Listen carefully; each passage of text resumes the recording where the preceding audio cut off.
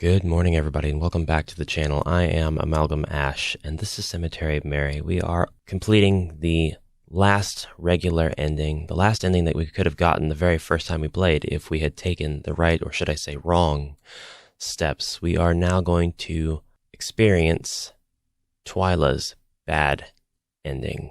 That doesn't necessarily mean that Twyla herself is going to have a bad ending. We may very well be the ones who get that. I am starting a bit of the ways back. I'm not going to repeat any of the content that I've already gone through, but there are a couple of things along the way, opportunities for other paths we could have explored.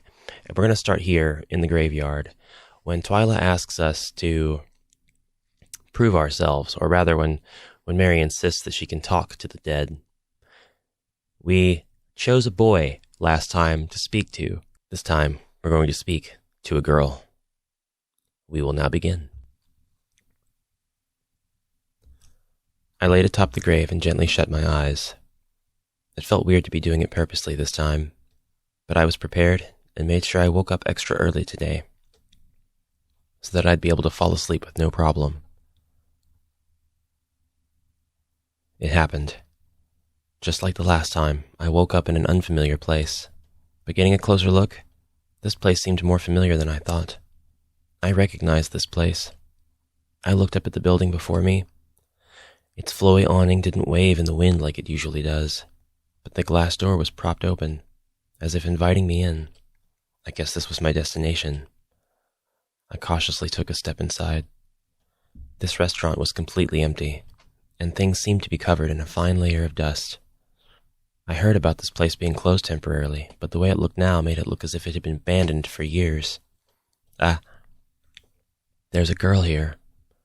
She didn't seem to acknowledge me when I came in, but she was the only other person here. I approached her. She's rather pretty. As I got closer to the girl, I noticed her playing with her hair. And as she moved it away from her face, I could see the horrible rash that covered her. The dizzy way she was standing made it seem like she was so exhausted. What happened to her? Who's there? Oh, I'm sorry. I should have made myself more known. You're Merlot, right? Merlot Colette? Did I scare you? Not at all. I could sense you coming. You smell like pretty flowers and old friends. Oh, thank you? Though, I can't say I know you. I don't think that's quite true. Well, anyways, I'm really sorry. I don't have a lot of time here. Could I ask you some questions about how you got here? Well, it's been a while since I've been here. What does that mean? I only got here when you did. Haven't been to this place since that awful date. You had a bad date here? Well, my date was nice. My meal, not so much. I have an allergy, so that's how that, I don't know how to say this without being rude. You got that rash on your face? I always break out like this when I have nuts. I guess they accidentally put some in my food. I see. I'm really sorry. It's strange, though. What I ordered was never supposed to come with nuts of any kind. And I used my EpiPen, too. So I just don't know what went wrong. I thought I'd wake up in a hospital. But it turns out it's not at all, I guess. I'm very sorry. Was there anything else strange? How so? Did you see anybody, maybe? Suspicious? Not that I can think, but now that you mention it... Oh? There was another unusual flavor.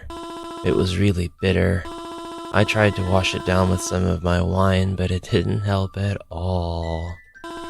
It was even like, the more I drank, the more I tasted that awful flavor. Guess it didn't mix well with alcohol. But I stomached it anyways. I figured it was just a vegetable I wasn't used to. Then it felt like it was burning, but maybe that was just the nuts.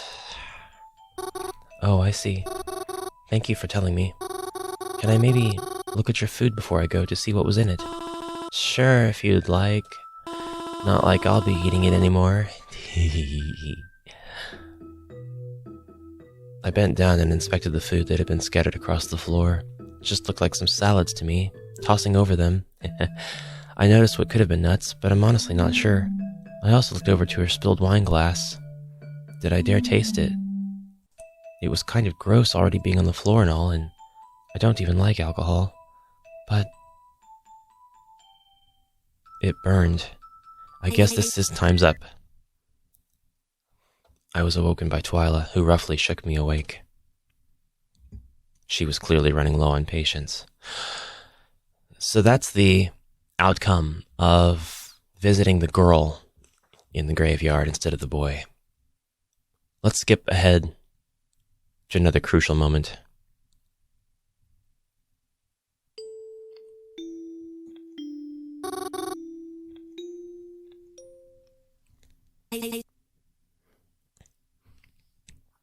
This is when Twyla texts us and says that she needs our help for something. We're actually going to turn her down.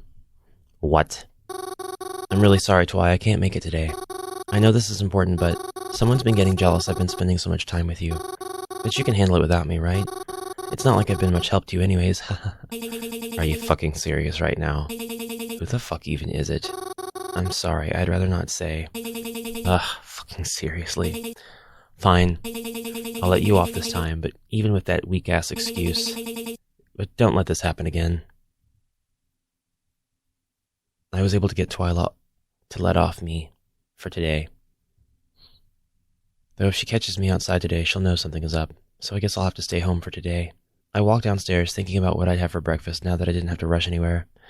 But when I reached the bottom, I was surprised to see Croven was still home. Oh, you're still here. Do you want me to make us breakfast? I can make French toast if you'd like. Hey, I just wanted to say sorry, Mars. I shouldn't have flipped at you like that yesterday. It's just... Ugh, she makes me so mad. Hey, Croven? Can we talk about Twyla? Can we not? Please, Croven. I want to know why you hate her so much. Enough to yell at me for. Listen, it's really none of your business. It's not important why I hate her. You just need to know that I do. It is my business. Especially since you don't want me around her. I didn't even know you two knew each other. Is she like an ex of yours? Ugh, don't even imply that. You really think I'd go out with a pitch like that? Sorry. I shouldn't have made an assumption like that. Besides, I don't think that asshole has even a single loving cell in that cold husk of a body. Especially since... Never mind. Can we please not talk about this? It's just gonna piss me off more. And if I'm honest, I'm getting kind of sick of having to apologize all the damn time. Look, if we're both going to be home together, can we not make our conversations about her? Come on, I'll literally do anything else. We can watch a movie or... I don't know, fuck, let's play a board game or something. Wait, you're staying home today? Well, yeah. I mean, lots of our time together now is just me getting mad at you, and I thought that was pretty unfair. It's not like I want to yell at you or anything, so, I don't know. I'd rather do something fun. I'd like to do something fun too. Can we play a board game like you said? I haven't played one in a really long time. I miss it. Yeah, sure. Whatever you want to do. Oh, yay! I hurriedly went into one of the little storage closets we had in the cabin. I wasn't even sure we had any board games here, but I was so excited I had to check. Ah, I found a little shelf full, and my favorite game from when I was a kid was here. I remember playing this all the time when we were younger, even though I haven't played it since. I'm sure Croven hasn't either. It makes me wonder if my aunt and uncle kept it because they knew how much I liked it. That's probably silly to think. Either way, I hurried it back out of the closet so we could begin playing. So if the strawberry shortcake mayor is here and I'm here... Mary, are you trying to strategize this? I don't know how much strategy is needed and can't... No, I can do this. What are you doing? You just need to pick a card off the deck. Shh, you're gonna make me lose concentration. Alright. Croven usually tends to beat me at games, even when they're based on pure luck, but I definitely can beat him this time. I just need to pick the right cards. So are you gonna pick a card or what? I told you to shush. If you're not gonna pick one, I'm picking up for you, Mars. Hey, no, I'll go. Wait, that may actually be a smart idea. I always lose at games, but Croven usually has pretty good luck. If he picks my card for me, I may be able to win this after all. But what if it still counts for my luck? What if my luck knows I'm asking Croven to choose and then has him pick a bad card for me? Because it's technically still my turn, even if I'm asking him to draw the card. Actually...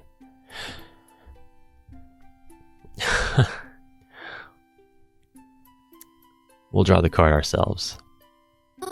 Never mind. No, I was just thinking about something, but it's dumb, so... I reached my hand out and grabbed the card from the top of the deck. I held my breath as I nervously awaited to see what was on my card. Blue. Blue! Blue! Blue. Blue! I got a blue card. And since there's no blue spaces between me and the rainbow-colored finished space, I win! Hey, congrats. Croven slow clapped at me. I guess that makes the score 1 to my 300, let's say. Yeah, you're just mad because I won this time. Sure. It's very cute. But it honestly didn't matter if I won or lost. I was just happy to be spending time with him again. Even he said that he had a fun time playing it, so we took out another board game. And another. And when we got bored of that, we started watching movies together. He eventually seemed tired of it and just kind of scrolled through his phone while the movie played. But I was happy like this. It was like how things used to be when we would hang out together. I wish it could always be like this. Of course, we eventually had dinner and retired to our rooms. But he seemed so much happier than usual. Or rather, he seemed the way he did before he lost them. That made me happy. Alright, we're really close to the end of the route now, so this is where things take a different turn after Mary spends the night at Twyla's after being caught in the rain from sleeping at the mausoleum and being picked up from the movie theater. She has been very clear that she does not consider Mary a friend, and that upsets Mary very much. But this is the part that we're at now. I'm probably just being too sensitive, though.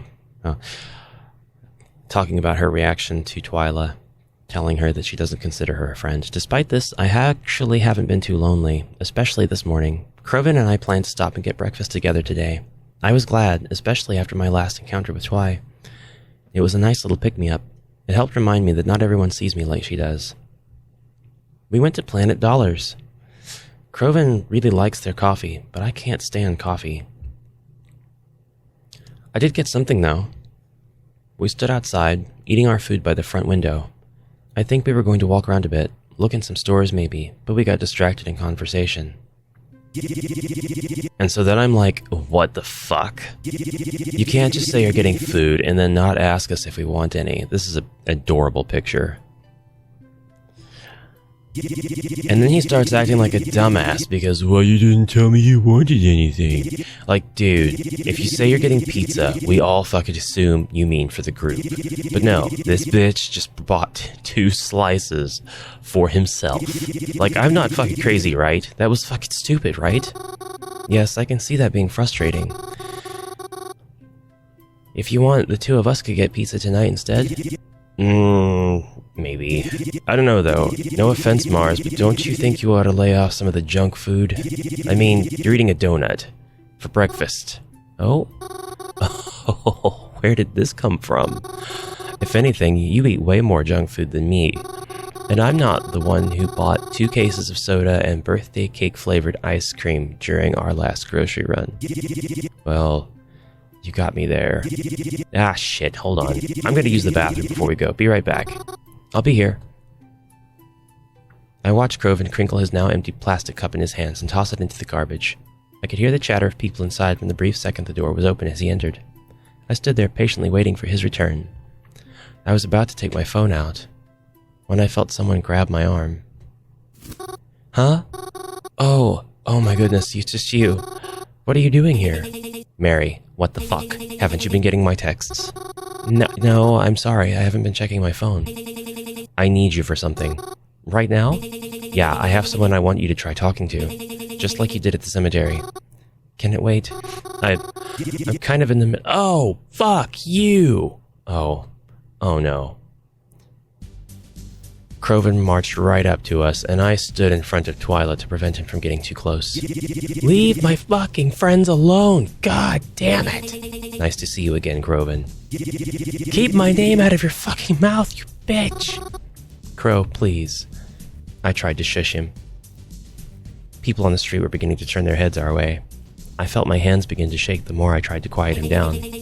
Sorry, I'd let you hurl insults at me more, but Mary and I have a job to do. Come on, let's go. Wait, don't you dare go with her! I can't believe I have to be fucking arguing this right now. Are you serious? Even after I told you about the scum that she is? Let's not waste time, Mary. Unless, of course, you want more people to die. You agreed to help me when I needed it, and now I need it. So are you going to keep standing here? Hey, you! Shut your fucking mouth! Crow. I'm sorry. I have to. You have to? It's really important, and I need to help her. Please try to understand. It's something that affects you too. Damn right it affects me. You know what? Fuck it. I'm done. Just fuck off, Mary. Don't even bother coming home tonight. I warned you about her and you just what? Ignore it? Am I a joke to you? If you'd rather spend time with her than listen to the one person that actually cares about you, then I don't give a shit what happens to you. Don't talk to me again. I tried to reach out to Croven, tears in my eyes, but he slapped my hand away. Without another word, he stormed off, leaving just Twyla and I there. Twyla was unaffected, but I couldn't hold back my tears. I tried to hold it in with sniffles, but I eventually began wailing, like a child who had just realized they lost their mom in the supermarket. I couldn't stop. I buried my face into my hands, hunched over and crying in the middle of the sidewalk. My throat burned with misery, and the more I tried to calm myself, the sadder I became. I think I had felt my heart break. Twyla waited beside me, and from the corner of my eye, I can see she was scrolling through her phone, waiting for my breakdown to be done. I felt like I would never stop. I was only able to begin to calm down when I felt a headache begin to form, as if that physical pain was just enough to distract me from the emotional pain I felt. And as all cries do, it began to settle down, even when it felt like it would last an eternity. I rubbed my eyes and took deep breaths, and I silently prayed that once we caught the butcher, Croven would be able to forgive me. Can we go now? She asked, annoyance prominent in her tone. Yes, let's go. I answered and followed her lead. I wiped my eyes of stray tears as I followed her down the sidewalk. She stopped in front of a car and began to take her keys out. No driver today? Are we driving somewhere? The cemetery isn't that far from here. I thought you needed me to talk to a ghost, right? We are. Just get in the car. I was confused, but I got in anyways. The worst Twy has ever done was make me sneak into places, so... She started up the car and we started driving. We passed both my old house and the cemetery on the way to wherever we were going. Before I knew it, the buildings turned into trees and we were driving through a dirt path in a wooded area. The way the sunlight filtered through the trees made it look all very scenic, and it reminded me of the ride to and from the cabin. Hey, Twy? Can I ask you something? Alright. What's the relationship between you and Croven? When he found out I knew you, he became really mad. And just like back there, I never brought him up to you because I didn't know how you'd feel, but why does he hate you so much? Ah. It's nothing, really. He and I just have different beliefs, that's all. If you ask me, he's just too childish. I think he should really learn to be mature, finally grow up and face the real world. What do you mean by that? And how do you two know each other?